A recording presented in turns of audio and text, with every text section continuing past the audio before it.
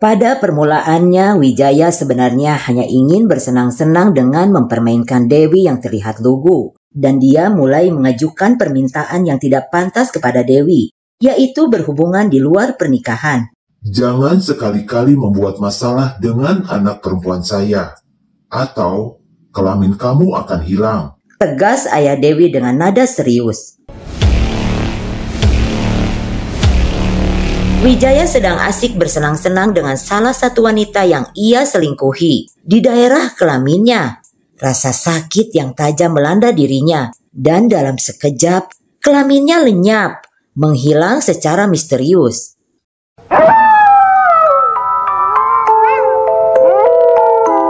Assalamualaikum sahabatku, berjumpa kembali dengan saya Hera di channel podcast Horor Reborn.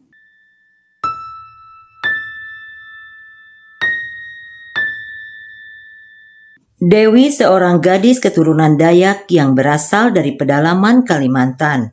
Dari sebuah kampung kecil yang dikelilingi oleh hutan lebat dan sungai yang mengalir dengan tenang. Dia tumbuh dalam keseharian yang dekat dengan alam, di mana ada suara burung dan gemericik air sungai menjadi latar belakang yang akrab baginya. Sebagai anak sulung dari keluarga yang sederhana, Dewi tumbuh menjadi gadis yang tangguh dan pekerja keras. Kampung halaman Dewi penuh dengan tradisi dan budaya Dayak yang kaya. Dia sering mendengar kisah-kisah nenek moyangnya tentang roh leluhur dan keajaiban alam. Setiap festival adat menjadi momen yang dinanti-nanti, di mana semua warga berkumpul dalam upacara yang penuh makna. Meskipun hidup sederhana, Dewi merasa kaya dengan nilai-nilai kebersamaan dan kearifan lokal yang ditanamkan oleh orang tuanya. Ketika tiba saatnya untuk berkuliah, Dewi merasa di antara kegembiraan ada rasa cemas. Merantau ke Surabaya adalah langkah besar yang mengharuskannya meninggalkan keluarga dan lingkungan yang dikenalnya selama ini. Namun semangat untuk mengejar mimpinya dalam dunia seni dan desain menguatkan langkah-langkahnya. Dewi tiba di Surabaya dengan membawa bekal dalam dirinya segala kisah dan nilai-nilai dari tanah kelahirannya. Di tengah lingkungan yang asing, Dewi terus mengenang riak-riak air sungai di kampung halamannya dan suara alam yang memberinya ketenangan. Meskipun rasa manis makanan khas Jawa berbeda dari cita rasa kampungnya, ia mencoba untuk beradaptasi. Singkat cerita, selama bertahun-tahun Dewi telah menjalani perjalanan pendidikannya di kota Surabaya yang penuh dengan keriuhan dan dinamika. Namun di balik semua itu, ia masih merasa seperti orang baru dalam kota yang begitu besar dan padat ini. Setiap hari ia menyerap ilmu di bangku kuliah dan berusaha beradaptasi dengan kehidupan di kota yang berbeda dengan asalnya di Kalimantan Barat. Suatu hari di antara kesibukan dan rutinitasnya, Dewi merasa lapar dan memutuskan untuk mampir ke sebuah warteg di sudut jalan. Dia memesan nasi goreng dan duduk sendirian di salah satu meja. Di tengah duduknya yang anggun, pandangannya tertuju pada seorang pria yang juga memesan makanan di sampingnya. Pria itu tampak akrab dengan warteg ini, seolah-olah dia adalah tamu tetap. Tidak lama kemudian pria tersebut melirik Dewi dengan ramah. "Maaf, apakah tempat ini kosong?" Dewi tersenyum dan menganggukkan kepala. "Tentu saja, silakan." Pria itu mengucapkan terima kasih dan duduk di sebelah Dewi. Setelah memesan nasi goreng dan es teh manis, ia memalingkan wajahnya ke Dewi lagi. Kali ini dengan senyuman yang lebih lebar. "Saya Wijaya, senang berkenalan denganmu." Dewi membalas senyuman Wijaya. "Salam kenal kembali, aku Dewi. Sepertinya kamu anak kuliahan ya?" tanya Wijaya, mencoba untuk mengenal Dewi lebih dalam. Dewi mengangguk. "Ya, sudah beberapa tahun, jurusan seni dan desain." Wijaya mengangguk paham. "Wow, menarik sekali. Aku sendiri bekerja di bidang arsitektur. Tapi tentu saja bukan tentangku. Ini tentangmu. Bagaimana pendapatmu tentang seni dan desain di Surabaya?" Dewi tersenyum antusias. Senang akhirnya bisa berbicara tentang minatnya. "Oh, aku sangat terinspirasi dengan keragaman budaya di sini. aku suka menggabungkan elemen-elemen tradisional dengan sentuhan modern dalam karya seniku. Mereka berbincang-bincang sederhana tentang cuaca dan kehidupan sehari-hari, mengisi suasana dengan candaan ringan tanpa terasa. Waktu pun berlalu dengan cepat, seperti dua orang yang telah lama saling kenal. Mereka langsung terhubung dengan cepat. Perbincangan mereka terus berlanjut, melewati banyak topik dan aliran yang lancar. Tanpa mereka sadari, warteg yang awalnya ramai sekarang mulai sepi. Cahaya jingga senja yang merambat masuk melalui jendela warteg menambah hangat suasana. Tiba-tiba Wijaya berkata dengan senyuman lembut, "Dewi, bagaimana kalau kita bertukar nomor telepon? Aku ingin berbicara lebih banyak tentang seni dan desainmu." Dewi mengangguk setuju. "Oh, tentu Wijaya. Aku sangat senang bisa berbicara lebih lanjut."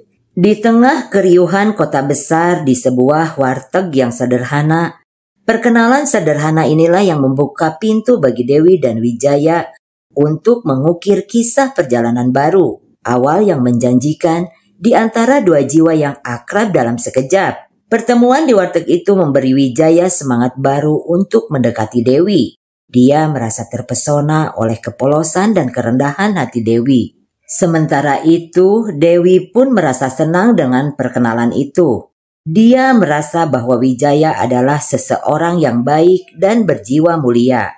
Setiap kali mereka bertemu, percakapan mereka menjadi semakin dalam dan bermakna. Dewi merasa bahwa dia menemukan seseorang yang dapat dia ajak berbicara tentang segala hal. Namun, perbedaan antara kedua kepribadian mereka semakin terlihat. Wijaya suka mengajak Dewi pergi ke tempat-tempat malam yang ramai dan kumpul-kumpul bersama teman-temannya. Sedangkan Dewi yang lebih tertutup dan tidak terbiasa dengan lingkungan semacam itu, kadang merasa sedikit kewalahan. Namun karena ingin menjaga hubungan mereka yang semakin erat, dia mencoba menyesuaikan diri.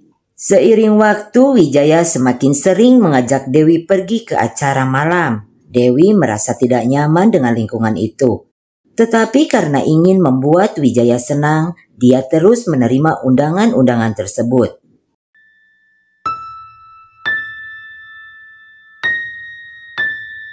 Pada permulaannya, Wijaya sebenarnya hanya ingin bersenang-senang dengan mempermainkan Dewi yang terlihat lugu. Namun semakin dia mengenal Dewi, semakin dia menyadari bahwa Dewi adalah sosok wanita yang baik dan memiliki sifat yang cocok untuk dijadikan istri dan ibu untuk anak-anaknya kelak. Pemikiran itu mengubah pandangannya secara perlahan. Tetapi Wijaya tetap tidak bisa lepas dari kebiasaan lamanya dalam pergaulan bebas dan dunia malam. Dia merasa bingung dengan perasaannya yang bertentangan. Di satu sisi dia ingin menjadi pria yang baik bagi Dewi, tetapi di sisi lain dia masih tertarik pada gaya hidupnya yang lama. Pada suatu malam, Wijaya akhirnya memutuskan untuk mengutarakan niat baiknya pada Dewi. Dia ingin menjadikan Dewi sebagai pasangannya dalam hidup dan merencanakan masa depan bersama. Dewi mendengar kata-kata Wijaya sangat bahagia dan kebahagiaan itu terpancar dari matanya. Tidak sabar untuk berbagi berita bahagia ini, Dewi langsung menelepon ayahnya di kampung. Dia menjelaskan tentang perkenalannya dengan Wijaya, tentang bagaimana Wijaya ingin serius dengannya, dan tentang rencana masa depan mereka bersama. Namun, respon ayahnya tidak seperti yang diharapkan. Ayah Dewi seorang yang memiliki keterikatan dengan roh leluhur dan bisa merasakan energi orang lain. Seakan ada sesuatu yang tidak beres tentang Wijaya. Dia merasa adanya aura negatif dan ketidakcocokan dalam hubungan itu. Ayah Dewi tidak bisa mengabaikan firasat buruknya. "Dewi, aku merasakan sesuatu yang tidak baik dengan pria itu. Seolah ada sesuatu yang tersembunyi dalam dirinya," kata ayah Dewi dengan suara lembut tetapi tegas. Dewi bingung dan khawatir. Dia tidak tahu apa yang harus dia percayai. Apakah firasat ayahnya benar? Ataukah dia harus mengikuti perasaannya yang positif terhadap Wijaya? Ini adalah ujian pertama bagi Dewi dalam mengambil keputusan besar dalam hidupnya.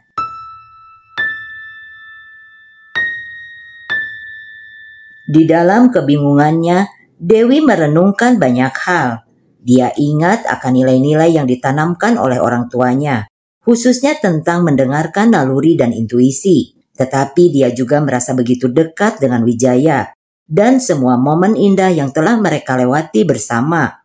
Akhirnya Dewi memutuskan untuk berbicara jujur dengan Wijaya tentang perasaannya dan firasat ayahnya. Dia ingin memberikan kesempatan pada Wijaya untuk menjelaskan dan membuktikan bahwa dia adalah pria yang baik. Dewi menyadari bahwa kepercayaan dan komunikasi adalah kunci dalam hubungan mereka. Saat mereka duduk berdua di warteg, Dewi mengungkapkan perasaannya dengan hati-hati. Wijaya terkejut dan bingung, tapi dia sangat menghargai kejujuran Dewi. Dia dengan tulus membuka hatinya, menjelaskan tentang masa lalunya yang kelam dan bagaimana dia berusaha untuk berubah menjadi pria yang lebih baik. Wijaya menyadari bahwa cintanya pada Dewi membuatnya ingin benar-benar berubah dan menunjukkan kepada Dewi bahwa dia layak dipercayai. Dewi pun merasa lega mendengar pengakuan Wijaya. Namun dia juga meminta waktu untuk merenung dan mempertimbangkan semuanya. Selama beberapa hari, Dewi berbicara dengan teman-temannya, mencari nasihat dan memahami lebih dalam tentang perasaannya sendiri. Tantangan bagi Wijaya semakin besar karena Dewi bukanlah wanita yang mudah ditaklukkan. Meskipun berpengalaman dalam hal menaklukkan wanita, Wijaya harus terus-menerus meyakinkan Dewi akan keseriusannya. Dia merasa tertantang karena belum pernah ada wanita yang tidak takluk pada pesonanya sebelumnya. Namun di sisi lain, ayah Dewi semakin merasakan firasat yang tidak baik terhadap putrinya. Firasatnya semakin kuat dan dia merasa bahwa ada hal yang tidak benar dalam hubungan Dewi dengan Wijaya. Awalnya Wijaya ingin membuktikan bahwa dirinya layak dipercayai, tetapi mulai menunjukkan sisi aslinya yang lain. Wijaya seringkali datang ke kosan Dewi untuk mengirimkan makanan dan memberikan perhatian. Niat baiknya mulai tercampur dengan keinginan pribadi yang lebih kuat. Wijaya semakin sulit untuk menahan hasrat di dirinya, dan dia mulai mengajukan permintaan yang tidak pantas kepada Dewi, yaitu berhubungan di luar pernikahan.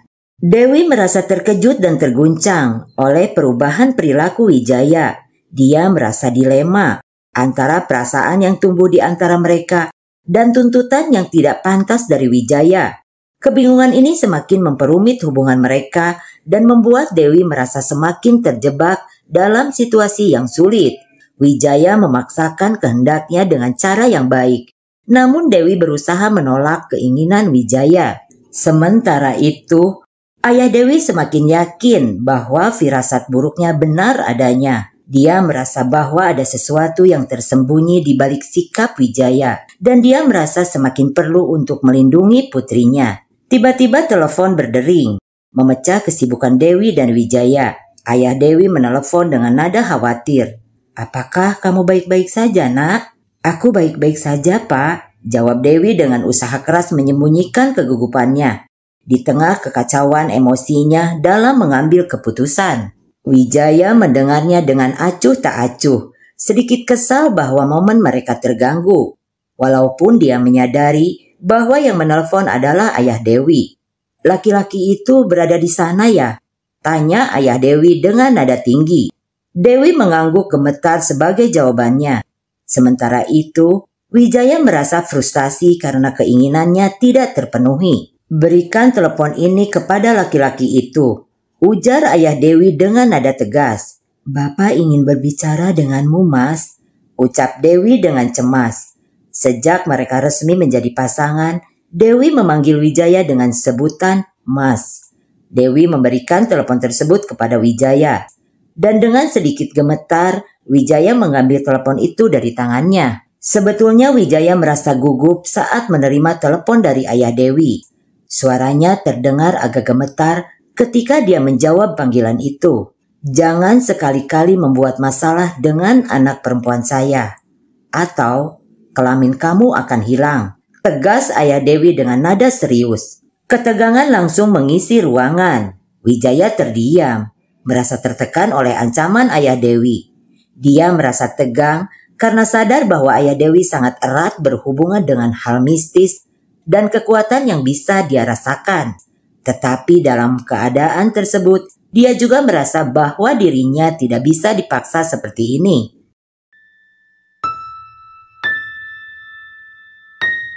Setelah percakapan dengan ayah Dewi, Wijaya mengembalikan telepon kepada Dewi. Peringatan keras dari ayah Dewi membuat Wijaya berubah sikap, berusaha memperlihatkan menjadi lebih baik. Setidaknya di hadapan Dewi, dia mencoba memperbaiki perilakunya dan menunjukkan bahwa dia adalah orang yang pantas dipercayai. Namun yang tidak diketahui Dewi adalah bahwa di balik tampaknya perubahan sikap dari Wijaya, dia telah melampiaskan hasratnya dengan beberapa wanita lain. Wijaya berusaha menjaga rahasia ini dari Dewi. Takut bahwa jika rahasia ini terbongkar, dia akan kehilangan Dewi dan segala upayanya akan sia-sia. Hingga akhirnya kuliah Dewi telah berakhir dan dia harus kembali ke kampung halamannya di Kalimantan. Dewi merasa bahagia bercampur sedih karena dia harus meninggalkan kota yang telah menjadi tempat belajarnya bertahun-tahun. Namun ada kebahagiaan lain yang menghampiri karena Wijaya berencana ikut serta dalam perjalanan kembali ke Kalimantan. Wijaya bersungguh-sungguh dengan niatnya dan dia ingin memperistri Dewi. Ada peribahasa, senakal-nakalnya laki-laki, tetap saja ia menginginkan istri seorang wanita yang baik-baik. Dewi merasa sangat bahagia dan tersanjung mendengar niat baik Wijaya. Pada akhirnya, ini adalah kebahagiaan yang dia idamkan dan dia merasa beruntung memiliki seseorang seperti Wijaya yang bersedia menjalani hubungan serius dengan dirinya.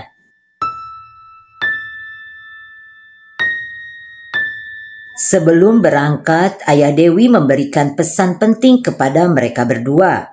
Dia mengatakan bahwa jika memang niat serius untuk menjadikan hubungan ini sebagai pernikahan, Wijaya harus membawa kedua orang tuanya dalam perjalanan ini. Pesan ini merupakan suatu bentuk penghormatan kepada tradisi dan norma-norma keluarga di Kalimantan. Sekaligus ayah Dewi ingin mengetes keseriusan Wijaya. Wijaya menerima pesan itu dengan baik. Ia mengajak kedua orang tuanya untuk ikut serta dalam perjalanan ke Kalimantan, ingin menunjukkan kesungguhannya kepada Dewi dan keluarganya. Mereka akhirnya tiba di kampung halaman Dewi. Di tengah suasana alam yang tenang dan tradisi yang kental, Wijaya dan orang tuanya diterima dengan hangat oleh keluarga Dewi. Tetapi ayah Dewi entah mengapa masih memendam keraguan terhadap pria ini. Ketulusan Wijaya dalam mengajak kedua orang tuanya serta rasa hormatnya terhadap nilai-nilai tradisi lokal dan keluarga Dewi semakin mendalamkan perasaan Dewi terhadapnya. Hingga di pertemuan keluarga itu, Wijaya langsung melamar Dewi. Ia berpikir untuk segera menikahi Dewi, agar keluarganya tidak perlu bolak-balik untuk jarak yang cukup jauh, mengingat biaya yang dikeluarkan tidak sedikit. Ayah Dewi cukup terkejut karena ia berpikir semuanya tidak akan terjadi secepat ini. Namun ia mencoba menjaga sikapnya agar tidak menunjukkan keterkejutan yang berlebihan. Ayah Dewi meminta waktu untuk bertanya kepada anaknya secara pribadi. Mereka berdua duduk di bawah naungan pohon rindang di halaman rumah dan matahari sore memberikan cahaya lembut pada saat itu. Dewi, kamu harus tahu bahwa ini adalah keputusan yang besar dalam hidupmu, kata ayah Dewi dengan suara lembut. Apakah kamu yakin untuk menikah dengan pria ini? Dewi merasakan perasaan yang campur aduk dalam hatinya. Di satu sisi dia sangat mencintai Wijaya dan ingin menghabiskan sisa hidupnya bersamanya. Namun di sisi lain, kekhawatiran ayahnya memunculkan keraguan dalam benaknya. Saya yakin, Pak, jawab Dewi dengan mantap. Mas Wijaya adalah pria yang baik dan bertanggung jawab. Saya merasa nyaman dan bahagia bersamanya.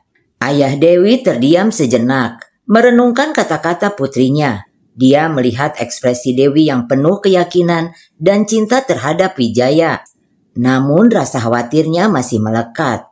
Ayah hanya ingin yang terbaik untukmu, nak, ucap ayah Dewi sambil menatap mata putrinya dengan penuh kasih. Apapun keputusanmu, ayah akan selalu mendukungmu. Dewi merasa terharu mendengar ucapan ayahnya. Dia tahu betapa besar perhatian dan kasih sayang ayahnya padanya. Namun dia juga yakin bahwa keputusannya itu benar. Dan dia ingin menjalani hidup bersama Wijaya.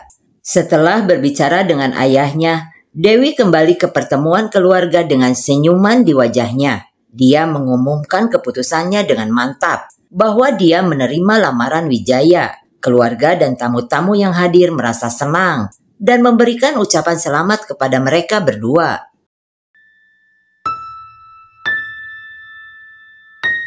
Hanya berselang beberapa hari setelah keputusan penting itu diambil, pernikahan Wijaya dan Dewi diadakan dengan penuh sukacita dan adat istiadat Dayak yang kaya. Kampung halaman Dewi menjadi penuh dengan hiasan dan persiapan untuk menyambut momen bahagia ini.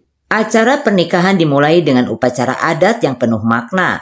Mereka berdua mengenakan pakaian adat yang indah dan keluarga serta kerabat dari kedua belah pihak berkumpul untuk memberikan doa restu. Suasana kampung yang tenang dan alami menjadi latar belakang yang sempurna untuk perayaan ini. Dewi merasa begitu bahagia dan terharu melihat bagaimana Wijaya begitu bersemangat mengikuti seluruh rangkaian upacara adat. Meskipun tidak merasa dari budaya yang sama, Wijaya berusaha keras untuk menghormati dan menghargai tradisi keluarga Dewi. Semua orang bergembira, menikmati hidangan lezat dan tarian tradisional yang menggambarkan kegembiraan. Wijaya yang pada awalnya terasa seperti orang baru dalam lingkungan ini, merasa begitu diterima dan dianggap bagian dari keluarga besar Dewi. Setelah pernikahan selesai, Wijaya mengajak Dewi kembali ke Surabaya karena pekerjaannya tidak bisa ditinggalkan untuk waktu yang lama. Sebagai seorang istri, Dewi mengikuti kemanapun suaminya pergi. Sebelum berangkat, ayah Dewi berpesan dengan nada yang mengancam. Keraguannya terhadap Wijaya tidak bisa menghilang, bahkan berkurang meski mereka telah hidup satu atap selama berhari-hari. Tolong jaga anak saya baik-baik. Kalau tidak, sesuatu yang paling kamu banggakan akan saya renggut. Suasana mistis dan mencekam seolah terasa. Beberapa waktu sebagai sepasang pengantin baru terasa begitu penuh dengan momen yang intim. Wijaya akhirnya mengalirkan hasrat yang telah lama terbendung kepada Dewi dengan penuh kasih sayang dan kelembutan. Dalam setiap sentuhan dan pandangan, mereka merasakan kedalaman perasaan yang saling mengikat. Sementara itu, Dewi memberikan keperawanannya kepada Wijaya dengan cinta dan penuh kepercayaan. Mereka mengalami momen-momen intim yang penuh makna dan keindahan. Dewi merasa dirinya terlindungi dan dicintai dalam setiap momen yang mereka bagi bersama. Setelah beberapa bulan menjadi istri Wijaya dan tinggal satu atap dengan suaminya, Dewi mulai melihat sosok asli Wijaya yang sebelumnya tak pernah terlihat. Wijaya berubah, sifatnya menjadi dingin dan cuek. Ia lebih sering terlibat dengan handphonenya daripada mengajak Dewi berkomunikasi. Dalam beberapa kesempatan, Wijaya bahkan pulang larut malam dengan bau alkohol yang menusuk. Dewi merasa sedih dan perlahan menyadari bahwa keputusannya mungkin salah. Meski begitu, dia masih memegang harapan bahwa Wijaya akan berubah, kembali menjadi pria yang dulu ia kenal. Namun, pukulan yang lebih menyakitkan datang tak lama kemudian. Suatu malam ketika Wijaya tertidur, Dewi tanpa sengaja mendengar notifikasi beruntun dari handphone Wijaya. Rasa penasaran dan kekhawatiran membuat Dewi membuka pesan tersebut. Ketika Dewi membaca isi pesan tersebut, dunianya seakan runtuh. Kegelapan menghampirinya saat ia mengetahui bahwa Wijaya berselingkuh dengan beberapa wanita yang berbeda. Bahkan lebih menyakitkan lagi, Wijaya mengaku bahwa dia masih lajang, padahal dia sudah menjadi suami Dewi. Dewi merasakan rasa hancur dan dikhianati yang begitu dalam. Semua harapannya seolah lenyap dalam sekejap. Dia merenung bagaimana cinta yang pernah dia berikan, kepercayaan yang telah dia berikan, ternyata dihancurkan oleh pengkhianatan Wijaya. Dengan amarah yang bergemuruh dan rasa sakit yang membuncah, Dewi meraih handphonenya dan menelpon ayahnya dengan isak tangis. "Nak, ada apa? Kenapa kamu menangis?" Suara ayah Dewi terdengar khawatir di seberang telepon.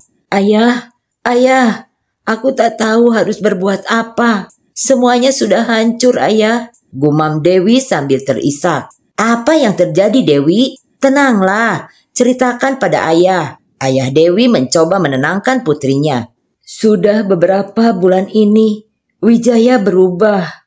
Dia jauh dari seperti yang dulu aku kenal, Ayah. Dia dingin, cuek, bahkan pulang malam dengan bau alkohol," ujar Dewi dengan suara gemetar. "Iya, ayah sudah merasa ada sesuatu yang tidak beres, Dewi. Tapi apa yang terjadi sebenarnya?" tanya ayah Dewi dengan suara serius. Dewi mengusap air matanya dan dengan ragu ia menceritakan segala yang ia dengar dan ia temukan.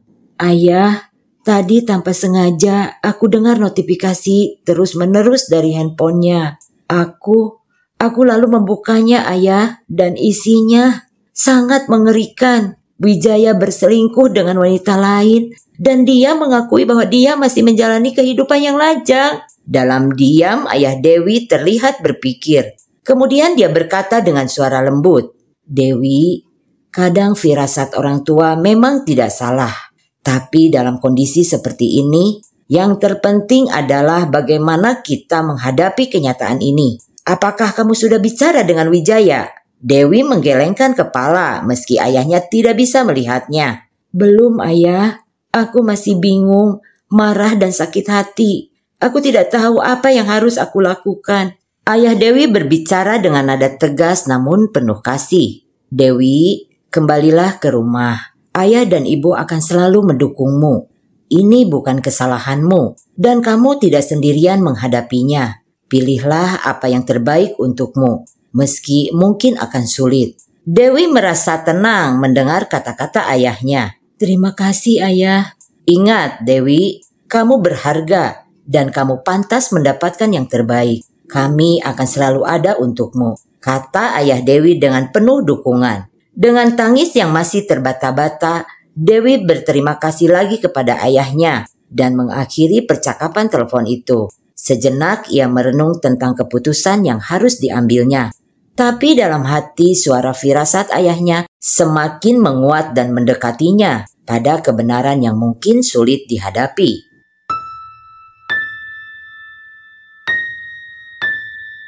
Dengan berbagai pertimbangan dan kesalahan Wijaya yang tidak bisa diampuni, Dewi akhirnya memutuskan untuk pergi ke Kalimantan seorang diri tanpa sepengetahuan Wijaya. Dia merasa bahwa langkah ini adalah yang terbaik untuk dirinya. Meskipun hatinya terasa hancur karena harus meninggalkan apa yang pernah mereka bangun bersama, Dewi sudah muak seperti sebelum-sebelumnya yang ia dapatkan hanyalah penyangkalan. Sedangkan pada kenyataannya, Wijaya tidak pernah berubah. Sifat asli Wijaya membuat Dewi semakin ngeri. Ia tidak ingin menderita di tangan lelaki ini.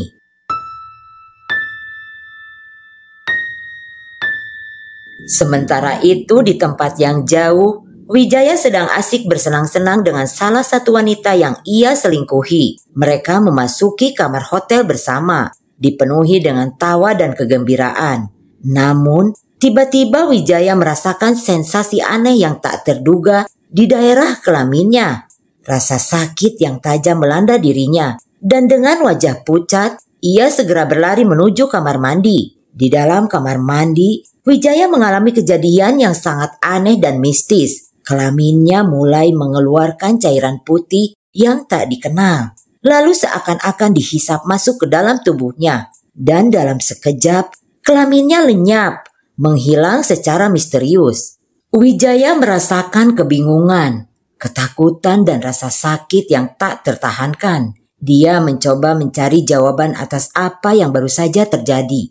Tetapi tidak ada yang bisa dijelaskan, hanya ada ketidakberdayaannya. Wijaya menangis sejadi-jadinya, merasa hancur dan kehilangan yang begitu besar. Sesuatu yang selama ini menjadi ciri khas dan kebanggaannya sebagai seorang lelaki, tiba-tiba hilang begitu saja. Rasa sakit fisik dan emosionalnya sulit diungkapkan dengan kata-kata. Dalam momen putus asa itu, Wijaya teringat dengan pesan terakhir mertuanya, ayah Dewi, yang pernah mengancam bahwa sesuatu yang berharga dari tubuhnya akan direnggut jika dia tidak menjaga Dewi dengan baik. Kini tampaknya ancaman itu menjadi nyata, dan dia merasa bahwa ini adalah hukuman atas kesalahannya.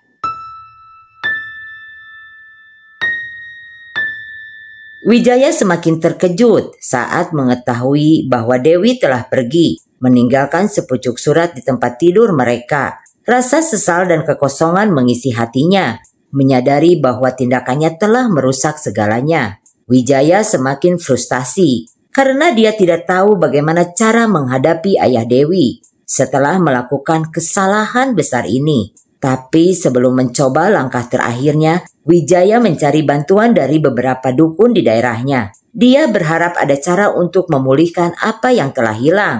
Namun, upaya Wijaya untuk mencari solusi mistis itu tidak berhasil. Kesalahan yang dia lakukan terlalu besar dan tidak bisa diperbaiki dengan cara-cara tersebut. Salah satu dukun bahkan memberitahunya bahwa satu-satunya jalan adalah dengan menghadapi kenyataan dan mengatasi masalahnya dengan tulus. Salah satu dari para dukun itu memberikan nasihat yang menggetarkan hati Wijaya. Dukun tersebut mengatakan bahwa satu-satunya cara untuk mengembalikan apa yang telah hilang adalah dengan meminta maaf dengan tulus kepada Dewi dan keluarganya. Lalu dia menyebutkan bahwa Wijaya harus pergi ke Kalimantan, tempat asal dari Dewi, dan memohon maaf dengan sepenuh hati. Rasa putus asa dan penyesalan membuat Wijaya mengambil keputusan berani. Dia memutuskan untuk mengikuti saran dukun tersebut. Dengan hati yang penuh harap, dia bersiap untuk menghadapi perjalanan yang mungkin akan menjadi pengujian terberat dalam hidupnya.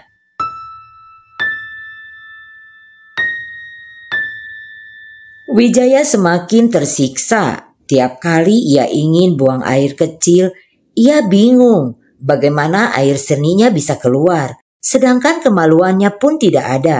Ia menahannya sampai kebelet dan yang aneh, air seninya bisa keluar dengan cara yang tidak terduga. Bahkan pernah berkali-kali Wijaya kebelet di tempat umum, celananya basah bau pesing.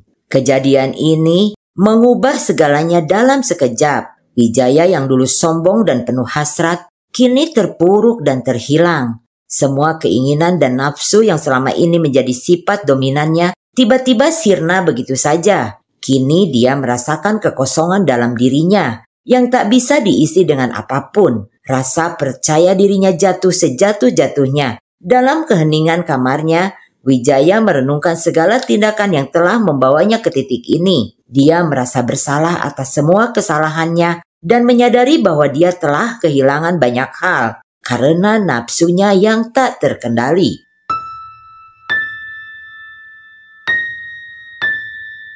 Setelah Dewi kembali ke kampung halamannya dan bertemu dengan keluarganya, ia mulai merasakan pencerahan yang mendalam. Realitas yang perlahan ia hadapi membuka mata hatinya tentang kebenaran yang sebenarnya. Wijaya yang pernah ia cintai dan percayai begitu dalam, kini terungkap sebagai sosok suami yang jauh dari baik. Dalam perjalanan yang penuh refleksi, Dewi menyadari bahwa apa yang ia alami bersama Wijaya bukanlah cinta sejati. Itu adalah kepalsuan dan pengkhianatan yang menggores hatinya dengan luka yang mendalam. Dewi semakin yakin bahwa dia sudah tidak akan pernah bisa memaafkan Wijaya atau kembali bersamanya. Ketika dia duduk di antara keluarganya, merasakan dukungan cinta yang tak pernah pudar dari mereka, Dewi menyadari bahwa kebahagiaan sejati tak akan pernah datang dari hubungan yang dipenuhi dengan pengkhianatan dan kebohongan. Dia merasa dirinya semakin kuat dan mantap dalam mengambil keputusan yang tepat bagi dirinya.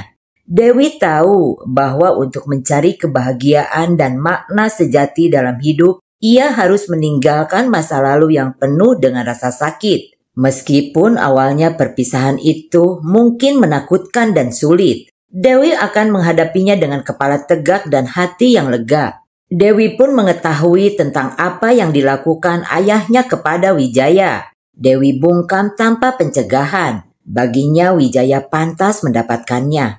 Karena bisa saja jika bukan dirinya, korbannya wanita yang lebih lemah dari Dewi. Wijaya pantas mendapatkan pelajaran.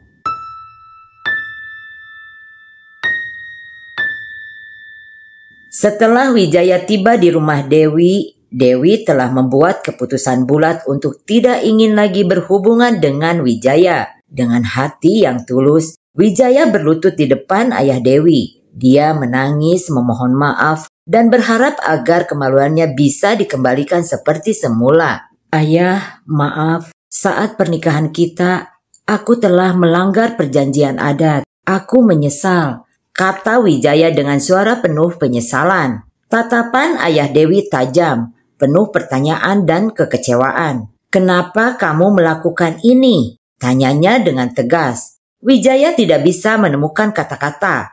Dia hanya bisa tertunduk, menerima sepenuhnya kesalahannya. Apa kamu masih layak menjadi pendamping anakku? Lanjut ayah Dewi dengan suara merendah. Dengan penuh kerendahan hati, Wijaya menggelengkan kepala. Saya tidak layak, katanya dengan suara lemah. Aku minta kamu melepaskan Dewi secepatnya, tegas ayah Dewi. Wijaya merasa patah semangat, namun keraguan dan kebingungannya masih terpancar di wajahnya. Tapi bagaimana dengan kemaluan saya? Kamu pulanglah, terimalah konsekuensinya terlebih dahulu. Aku pasti akan mengembalikannya saat aku sudah melihat anakku membaik, kata ayah Dewi dengan tegas. Wijaya pulang dengan hati hampa. Dia bahkan tidak mendapatkan kesempatan untuk bertemu Dewi secara langsung dan memohon maaf kepadanya.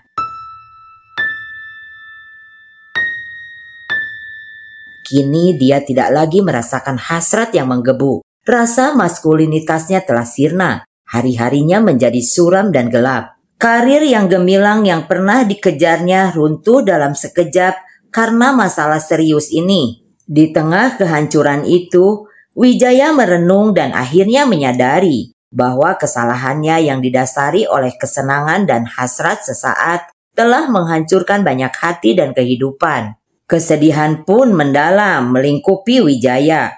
Rahasia tentang kehilangan kemaluannya ini adalah beban yang ia tanggung sendiri. Karena ia tahu bahwa tidak banyak orang yang akan mempercayainya, terutama bagi yang tidak mempercayai hal-hal yang gaib. Wijaya mulai mengurung diri di rumah setiap hari. Rasa tidak percaya diri yang membelenggunya membuatnya kehilangan keberanian untuk menghadapi dunia luar. Teman-teman yang dulu pun berada di sekitarnya dan wanita-wanita yang dulunya mendekatinya seperti selir-selir, kini menjauh. Kehilangan karir dan reputasi yang telah hancur membuat mereka melupakan Wijaya. Bagi mereka, Wijaya bukan lagi sosok yang menarik atau penting. Di dalam keheningan rumahnya, Wijaya merenung tentang bagaimana segalanya bisa berubah begitu cepat. Ia merenungi keputusan buruk yang telah ia buat dan mengakibatkan kehancurannya sendiri. Rasa penyesalan dan kerinduannya terhadap Dewi semakin menjadi-jadi. Wijaya mencoba mencari jawaban atas misteri ini, tetapi tidak ada penjelasan rasional yang bisa dia temukan. Sensasi aneh ini hanya menambahkan kebingungan dan rasa putus asanya. Seolah-olah ada sebuah kekuatan gaib yang merasuki tubuhnya, mengingatkannya akan kesalahannya dan memberinya hukuman yang tidak terduga. Dalam keadaan semakin terpuruk dan bingung ini, Wijaya semakin merenung tentang arti dari semua yang telah terjadi. Rasa menyesal dan kehilangan yang mendalam menyatu dengan perasaannya yang hancur. Mungkin inilah bentuk karma atas tindakannya yang telah melukai banyak orang.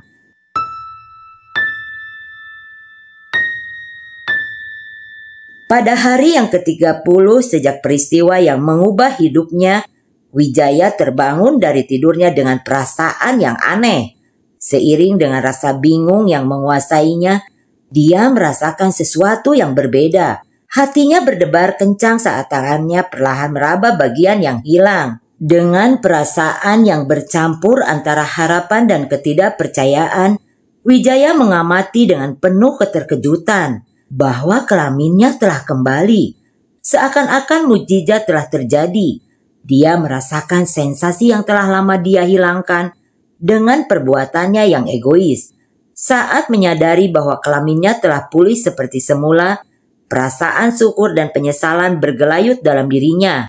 Ini adalah kesempatan kedua yang diberikan kepadanya.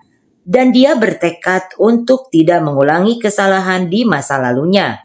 Perjalanan spiritual yang penuh dengan perubahan dan hukuman tampaknya telah membuka matanya. Wijaya memulai proses penataan hidupnya dengan tekad yang kuat. Dia merasa beruntung telah diberi kesempatan kedua dalam hidupnya dan berjanji untuk menjalani kehidupan yang lebih baik. Dia bekerja keras memulai dari nol.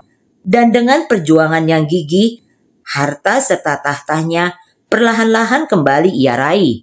Namun sayangnya, pertobatan Wijaya hanya bertahan sesaat. Dia secara perlahan jatuh kembali ke lubang yang sama. Ketidaktertahanannya dalam menghadapi godaan membuatnya terjebak dalam kebiasaan lama. Dia tidak bisa hidup dengan satu wanita. Dan nalurinya yang liar dan bebas kembali menguasainya. Meskipun dia telah merasakan betapa pentingnya perubahan dan kesetiaan, dia tidak mampu mengatasi hasrat dan kelemahan dalam dirinya. Dia mulai terjerumus dalam pola lama. Wijaya terus melanjutkan gaya hidupnya yang tidak bertanggung jawab, berganti-ganti perempuan dan berpoya-poya tanpa mengendalikan dirinya. Namun nasib buruk akhirnya menimpanya. Setelah beberapa waktu, Wijaya merasa tubuhnya semakin lemah dan sering sakit. Lalu pergi ke dokter untuk pemeriksaan. Dia mendapatkan hasil yang mengguncangkan. Dia terinfeksi HIV. Di hadapan kenyataan pahit ini, Wijaya kembali merenung tentang perjalanan hidupnya. Penyakit yang dia derita adalah akibat dari keputusan buruk dan kehidupan liar yang pernah dia jalani. Kini dia harus berhadapan dengan konsekuensi pahit atas perbuatannya. Saat penyakitnya semakin parah, Wijaya merasa semakin sendirian. Dia sadar bahwa gaya hidupnya yang dulu membuahkan kesenangan sesaat telah menghancurkan masa depannya. Dia merenungkan kembali bagaimana dia bisa bersikap lebih baik, menghargai kesempatan yang pernah dia dapatkan dan menebus kesalahan-kesalahannya. Tetapi waktu tidak memberinya cukup ruang untuk melakukan perubahan yang nyata. Penyakitnya semakin merenggut kesehatannya. Dan Wijaya akhirnya meninggal dunia dalam kesendirian dan penyesalan yang mendalam. Dia meninggalkan dunia dengan beban berat atas keputusannya yang tak bertanggung jawab dan berdampak buruk.